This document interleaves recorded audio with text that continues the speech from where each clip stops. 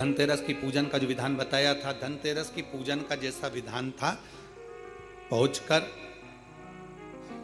पाटे को बिछाकर चौक पूर कर जिस थाली में आपने स्वस्तिक बनाकर जो सिक्का रखा है उसी में एक सिक्का और रखकर उसकी पूजन अर्चना करना है। वैसी की वैसी ही जैसा पहले कल कहा गया, रोली चावल हल्दी मोली मेहंदी सिंदूर आदि सब चढ़ाते हुए और साथ में 2 दीप लगेंगे।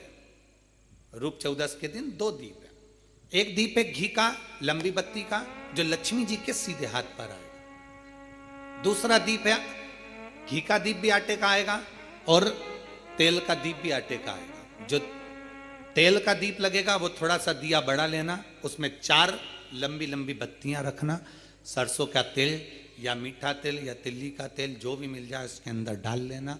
4 बत्ती ये लक्ष्मी जी के लेफ्ट हैंड की ओर आएगी। उसी आटे का तेल का जो दिया रहेगा उसके अंदर या तो पीली सरसों या काली सरसों जो राई होती है सरसों होती है उसके थोड़े से दाने उसमें डाल दिए जाते हैं। लक्ष्मी जी का पूरा पूजन बड़े भाव से करिए, जल का छिटा दीजिए, रोली चावल मोली हल्दी जो भी है आपके पास समर्पित करने के लिए पूजन की थाली में वो समर्पित करिए।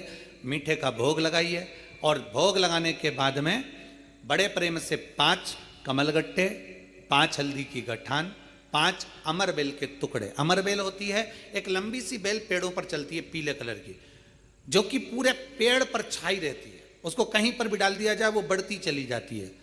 वो हमारे वंश की वृद्धि के लक्ष्मी की वृद्धि के लिए श्रेष्ठतम मानी जाती है। 5 टुकड़े अमरबेल के, 5 हल्दी की गठान, 5 कमलगट्टे दोनों हाथ में लेकर मां लक्ष्मी से प्रार्थना करते हुए उन सिक्कों पर समर्पित कर दीजिए। सिक्कों पर समर्पित कर कर जो घी का दिया लगाया है तुमने लक्ष्मी जी के सीधे हाथ पर उसको उठाकर माता की आरती कर लीजिए।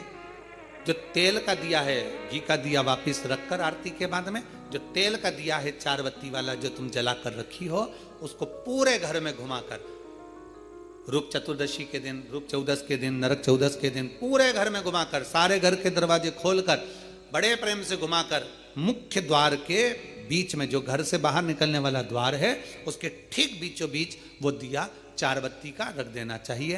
कुछ देर के लिए दरवाजे खुले रखना चाहिए।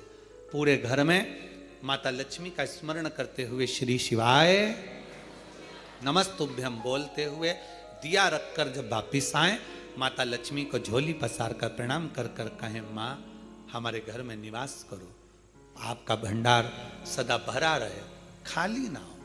हे माँ, जैसे हम दामोदर मास की कथा का रसपान कर रहे हैं, कार्तिक मास की कथा को श्रवण कर रहे हैं, जैसे हमने कार्तिक के महत्व को जाना है और उस महत्व को जाना कि लक्ष्मी भगवान शिव की आज्ञा से जाती हैं, नारायण की आज्ञा से जाती हैं, उसी तरह आप हमारे घर में शिव और नारायण की आज्ञा से विराजमान होइए।